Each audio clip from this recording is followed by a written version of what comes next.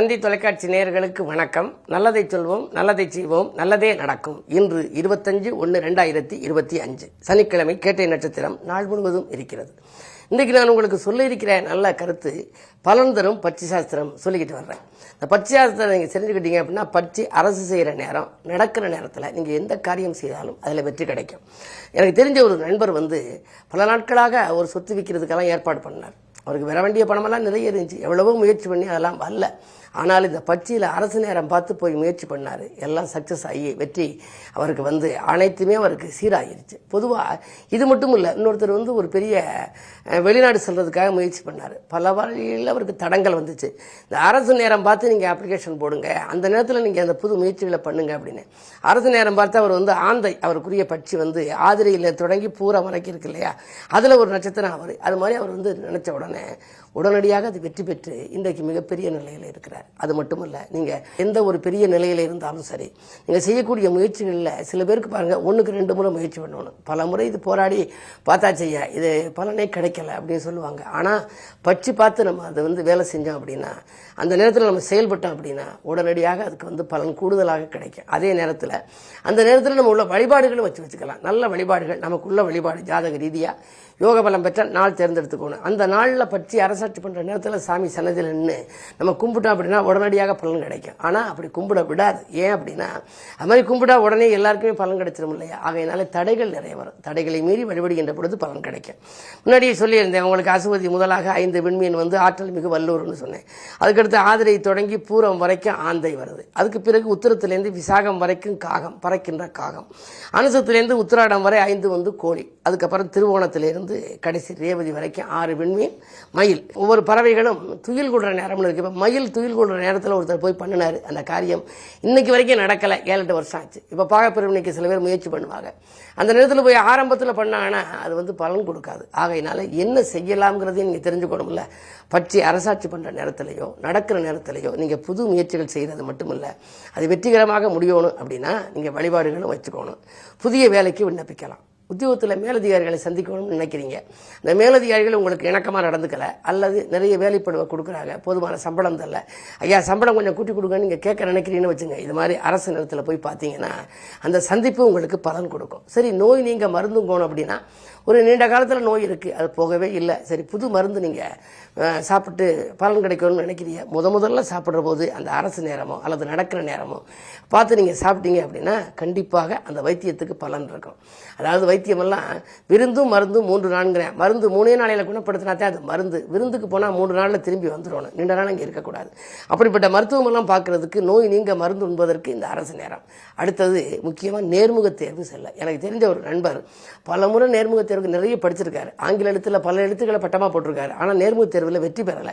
இவ்வளவு படித்து வேலை கிடைக்கலன்னு சொல்லி வட்டிக்கடை வைக்கலாமான்னு சொல்லி ஒரு இடத்துல ஏற்பாடு பண்ணார்.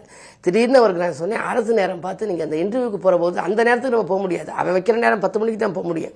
ஆனால் அரசு நேரம் முன்னாடியே வந்துச்சு. அன்றைக்கு காலையில் 8:16 நம்ம வந்துச்சு.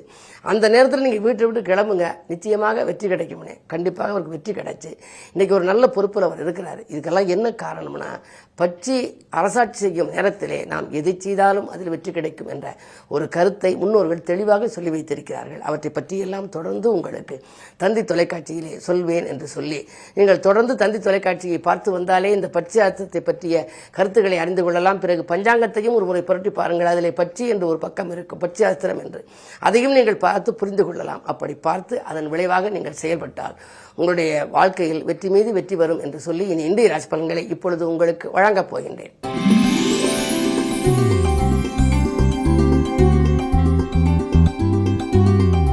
மேசராசி நேயர்களே, உங்களுக்கெல்லாம் இன்று சந்திராஷ்டமம். இதையும் நீங்கள் திட்டமிட்டு செய்ய இயலாது. கூட்டாளிகளாலும் குழப்பங்கள் ஏற்படும். மனதிலும் உங்களுக்கு இனம் புரியாத கவலை மேலோங்கலாம். விரயங்கள் அதிகரிக்கிறதே என்று கவலைப்படுவீர்கள். வரும் தொகை 1 பங்கு இருந்தால் செலவு 2 மடங்கு ஆகலாம். அருகில் இருப்பவர்களை அனுசரிப்பு குறையும். நீங்கள் உறவினர்களுக்கு நன்மை செய்தால் கூட அது தீமையாக தெரியலாம். என்ன இருந்தாலும் இன்று உங்களுக்கு பொறுமையும் நிதானமும் தேவை. புது முயற்சிகளை தள்ளி வைப்பது நல்லது. சேமிப்பு கரைகிறது என்று கவலைப்படுவீர்கள். இருந்தாலும் உங்களுடைய ராஜநாதன் செவ்வாய் 3ஆம் இடத்தில் இருப்பதனாலே செவ்வாய் வக்ர நிவர்த்திக்கு பின்னால் உங்களுக்கு கரைந்த சேமிப்புகளை ஈடுகட்டும் வாய்ப்புகள் வரலாம். இன்று நீங்கள் நிதானத்தோடு செயல்பட வேண்டும். நிம்மதி கிடைக்க வேண்டுமானால் அருகில் இருக்கும் ஆலயம் சென்று சனிக்கிழமை என்பதனாலே அனுமனை வழிபடுவது உகந்தது.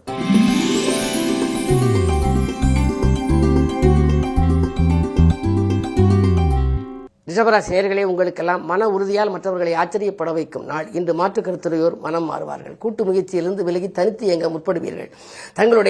தாங்கள் தேர்ந்தெடுத்த களம் எதுவாக இருந்தாலும் அதில் வெற்றி கிடைக்கும். காரணம் 10ஆம் இடத்திலே சனி சுக்கிர சேர்க்கை. சனி நல்ல இடத்திலே இருக்கின்றார், நல்ல பலம் பெற்று இருக்கின்றார். எனவே நீங்கள் திட்டமிட்ட காரியம் திட்டமிட்டபடி நடைபெறும். புதிய தொழில் தொடங்கலாமா அல்லது வேலைக்கு நீடிக்கலாமா, புதிய வேலைக்கு விண்ணப்பிக்கலாமா என்றெல்லாம் நீங்கள் சிந்தித்தால் எதை நீங்கள் பூரணமாக சிந்திக்கிறீர்களோ அந்த சிந்தனை வெற்றி பெறும். 2 செவ்வாய் இருப்பதனாலே உடன்பிறப்புகளின் உதவி உங்களுக்கு தக்க சமயத்தில் கிடைக்கும். இடம்பூமி விற்பனையாலும் லாபம் உண்டு. சொத்துக்கள் வாங்க வேண்டும் என்ற எண்ணம் கைகூடும். இந்த நாள் நல்ல நாள்.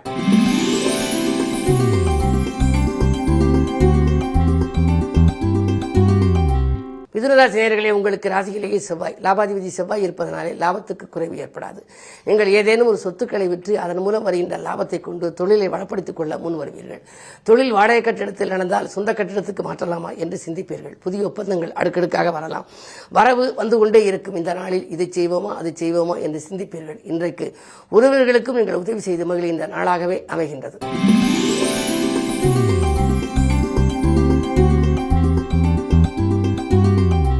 கடகராசி நேயர்களே, அஷ்டமத்து சனியின் ஆதிக்கம் ஒருபுறம் இருந்தாலும் லாபஸ்தானத்தில் குரு இருந்தால் நவகிரகத்திலே சுபகிரகம் குரு. எனவே லாபம் வந்து கொண்டே இருக்கும். ஏதாவது ஒரு வழியில் உங்களுக்கு வரும். கொடுத்த கடன்கள் வசூலாகலாம் அல்லது உங்களுக்கு தொழில் ரீதியாக வரலாம். உத்தியோகத்தில் கூட மேலதிகாரிகள் இணக்கமாக நடந்து கொள்வார்கள். இன்றைக்கு நீங்கள் எதை செய்ய நினைத்தாலும் அது உடனடியாக செய்ய இயலும். நேர்முகத் தேர்வில் கூட உங்களுக்கு வெற்றி கிடைக்கலாம். ஒரு சிலர் இழந்த வேலையை மீண்டும் பெரும் வாய்ப்பும் உண்டு. என்ன இருந்தாலும் இன்று சனிக்கிழமை அஷ்டமத்து சனியின் ஆதிக்கம் இருப்பதனாலே சனி பகவானையும் கும்பிட வேண்டும். அதிகாலையிலேயே ஆணைமிக பெருமானையும் அனுமனையும் வழிபட்டு சிதறுகாய் உடைத்து வந்தால் உங்களுக்கு துன்பங்கள் சிதைய ஓடும், இன்பங்கள் இல்லம் தேடி வரும்.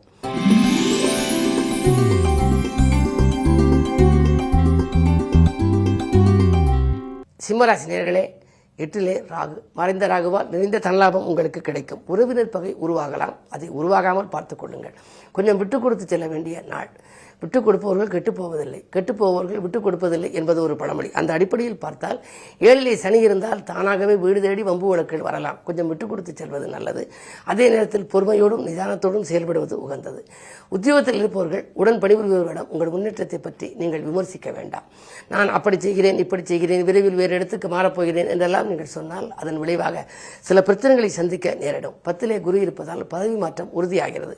எனவே நீங்கள் இந்த நேரத்திலே நீங்கள் எந்த பதவிக்கு நீங்கள் எதிர்பார்த்து காத்திருந்தாலும் பொது வாழ்வில் இருப்பவர்களுக்கு புதிய பொறுப்புகள் கிடைக்கலாம். இன்று இனிய நாளாக அமைய சனி பகவானை கும்பிடுவது நல்லது.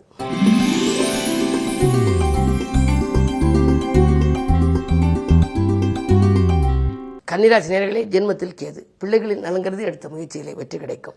பிரச்சனைகளிலிருந்து விடுபடுவீர்கள். படித்து முடித்து வேலையில்லாமல் இருக்கும் பிள்ளைகளுக்கு வேலை கிடைக்கவில்லை. கல்யாண வயதிருந்த பிள்ளைகளுக்கு கல்யாணம் வரவில்லை. அயல்நாடு சென்று படிக்க விரும்பும் பிள்ளைகளுக்கு அயல்நாடு செல்லும் வாய்ப்பு கிட்டவில்லை என்றெல்லாம் நினைத்தால் அதிலிருந்து நீங்கள் இன்றைக்கு ஒரு நல்ல தகவல் பெறப்போகின்றீர்கள்.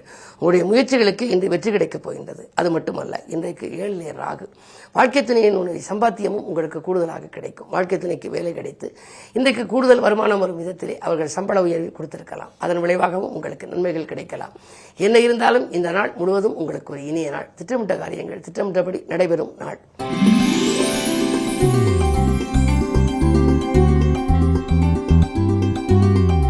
துலாம் ராசி நேயர்களே, உங்களுக்கு உதிரி வருமானங்கள் பெருகி உள்ளத்தை மகிழ்விக்கும் நாள்.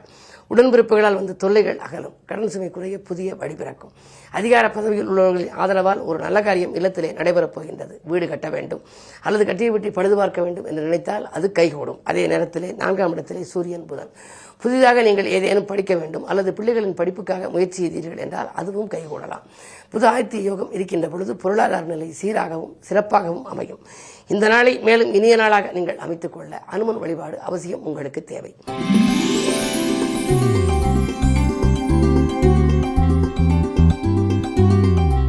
விருச்சிக ராசி நேயர்களே, உங்கள் ராசியிலேயே சந்திரன் இருக்கின்றார். அவரை குரு பார்க்கின்றார். குரு சந்திர யோகம் என்று ஒரு யோகம். இந்த யோகங்களிலேயே முதல் தரமான யோகம். வசந்த காலத்திற்கு வழிகாட்டும் யோகம். தொட்ட காரியங்களெல்லாம் வெற்றி கிடைக்கும். தொகை வரவு உங்களுக்கு திருப்திகரமாக இருக்கும். கல்யாணம் போன்ற சுபகாரியங்கள் மட்டுமல்ல, கடமையிலும் உங்களுக்கு வெற்றி கிடைக்கப் போகின்றது. பெற்றோர்களின் மணிவிழாக்கள், மணவிழாக்கள், முத்து விழாக்கள் அல்லது கட்டிட திறப்பு விழா, கடிதிறப்பு விழா போன்றவற்றையெல்லாம் கவனம் செலுத்துவீர்கள்.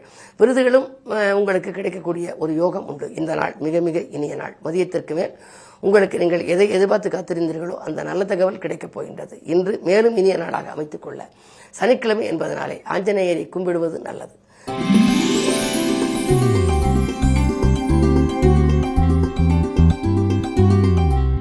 தனுசு ராசி நேயர்களே, உங்களுடைய ராசிநாதன் 6ல், ராசிக்கு 7லே செவ்வாய், 3ஆம் இடத்திலே சனி. 3ஆம் இடத்திலே சனி இருந்தால் முன்னேற்ற பாதையில் அடியெடுத்து வைப்பீர்கள். முக்கிய புள்ளிகள் உங்களுக்கு உறவினராக மாறுவார்கள். சமூகத்தில் பெரிய மனிதர்களின் சந்திப்பு கிடைக்கும். அது மட்டுமல்ல, சமயோஜிதமாகவும் சாதுரியமாகவும் பேசி காரியங்களை சாய்த்துக் கொள்வீர்கள்.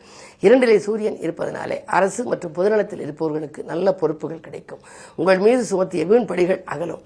உத்தியோகத்தில் இருப்பவர்களாக இருந்தால் மேலதிகாரிகள் உங்களுக்கு இணக்கமாக நடந்து கொள்வார்கள். உங்களுக்கு வேண்டிய சலுகைகளை கொடுப்பார்கள். வீடு வாங்க வேண்டும் அல்லது வாகனம் வாங்க வேண்டும், அதற்குரிய தொகையை கேட்டு நீங்கள் விண்ணப்பித்திருந்தால் அது கூட கைகூடலாம். இந்த நாள் உங்களுக்கு ஒரு இனிய நாள்.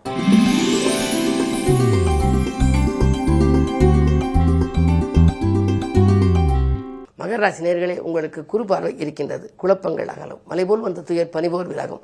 மக்கள் செல்வங்களின் முன்னேற்றம் கருதி நீங்கள் எடுத்த முயற்சிகள் அனைத்திலுமே உங்களுக்கு வெற்றி கிடைக்கலாம். உங்களுக்கு இன்றைக்கு ஏதாவது ஒரு செலவு இருந்தால் செலவுக்கு முன்னதாகவே வரவு வரும். எனவே வெறுமனை செலவு மட்டும் வரும், வரவு வரவில்லை என்று நீங்கள் நினைக்க வேண்டாம். 2ஆம் இடத்திலே சுக்கிரன் இருக்கின்றார். எனவே பிள்ளைகள் வழியிலும் உங்களுக்கு இருந்த பிரச்சனைகள் அகலும். பிள்ளைகளுக்கு ஒரு நல்ல வேலை கிடைத்து அதன் மூலமாகவும் வருமானங்கள் வரலாம். அரசு வழியில் அல்லது அரசியல்வாதியாக இருந்தால் உங்களுக்கு ஒரு நன்மைகள் என்று கிடைக்கின்ற நாள். குருவின் பார்வை இருக்கின்ற பொழுது மனக்குழப்பங்கள் அகலும். பணப்புழக்கம் அதிகரிக்கும். கல்யாணம் போன்ற சுபகாரியங்கள் இல்லத்தில் நடைபெறுவதற்கான அறிகுறிகள் தென்படும். சமூகத்தில் உயர்ந்த மனிதர்களின் ஒத்துழைப்பு கிடைத்து சாதனை நிகழ்த்தப் போகின்றீர்கள். இந்த நாள் நல்ல நாள்.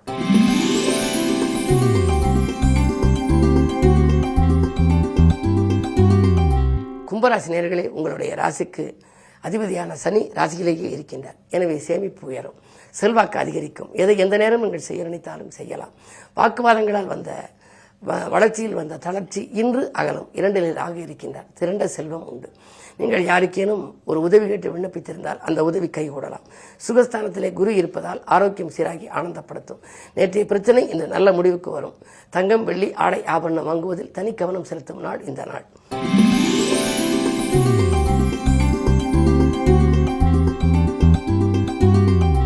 மீனராசி நேயர்களே, பயணங்களால் உங்களுக்கு பலன் கிடைக்கும். குறும்பயணங்களும் உண்டு, நெடும் பயணங்களும் உண்டு.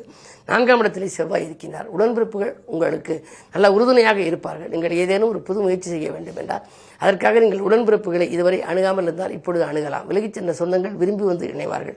3லே குரு இருப்பதால் முன்னேற்ற பாதையில் அடியெடுத்து வைப்பீர்கள். வாங்கல் கொடுக்கல்கள் சரளமாக இருக்கும். வியாபாரத்தில் கூட கணிசமான லாபம் கைகளிலே புரளும். ஆனால் 7லே கேது.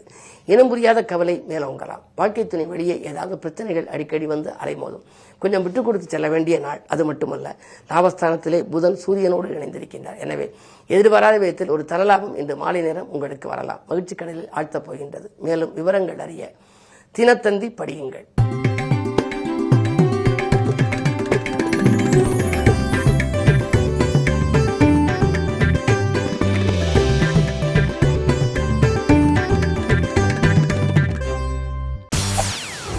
செய்திகளை உடனுக்குடன் தெரிந்து கொள்ள உடனே சப்ஸ்கிரைப் பண்ணுங்க.